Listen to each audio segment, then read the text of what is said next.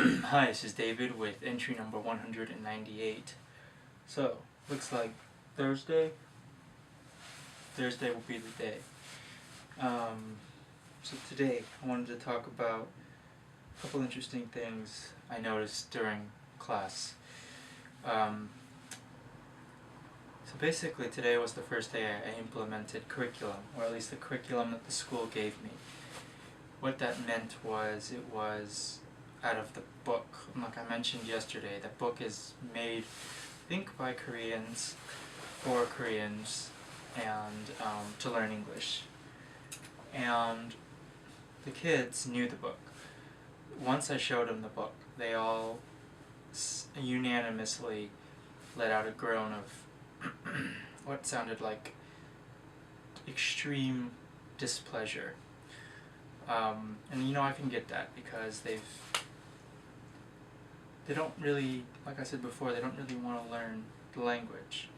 They're told they need to learn it, but they don't have any reasons, or the big thing is motivation. They don't have any motivation to learn the language. And so I took out the book, I passed it out, and we started going along. And at first they seemed to enjoy it, and then very, very, very quickly, within about 3 minutes, they realized that they kind of don't understand what's going on.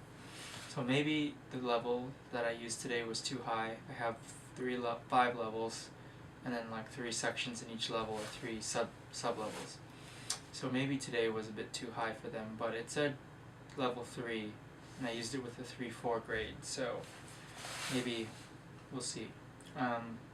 The 5-6s, I'm not sure I'm going to be using the books, just because they probably really don't want to use them. And we'll see. It makes things a lot harder if I'm by myself. So I decided that I'll only be using the books or doing curriculum when I have my co-teacher there with me. My co-teacher still needs to learn a few more kind of things with like mechanics of how things work, but I think for the most part things were pretty good with her today, if not very good. I kind of just said we need to just focus more on keeping the kids quiet. And then on the last half of the last class, I had 2 blowouts, and that means I had 2 kids that just went mental, crying, sobbing, and they were both boys. And here in Korea, I found that a lot of boys and girls, but mostly boys, are very emotional, and they are very emotional when it comes to games. The kids here are competitive, and I've talked about this in a very early entry, but the kids are very, very competitive, and to a point where they invest a lot of their own personal emotions into these games that we play, and that means there are many tears shed. Already, I think this semester, in the 2 weeks that I've taught, or 1.5 weeks, I've had 3 kids or 5 kids now, that have just lost their stuff while we were playing games, and I don't really know why. There's no real good reason for them to go crazy, but they do, and they just freak out. They scream, they yell, they hiss.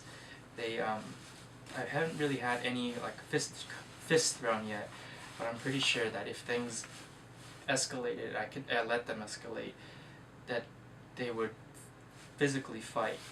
Excuse me. Oh, sorry.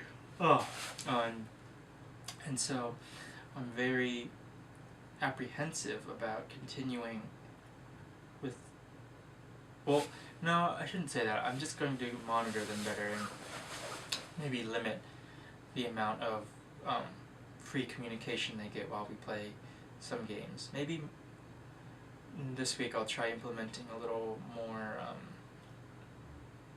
something. Well, I'll think about it tomorrow.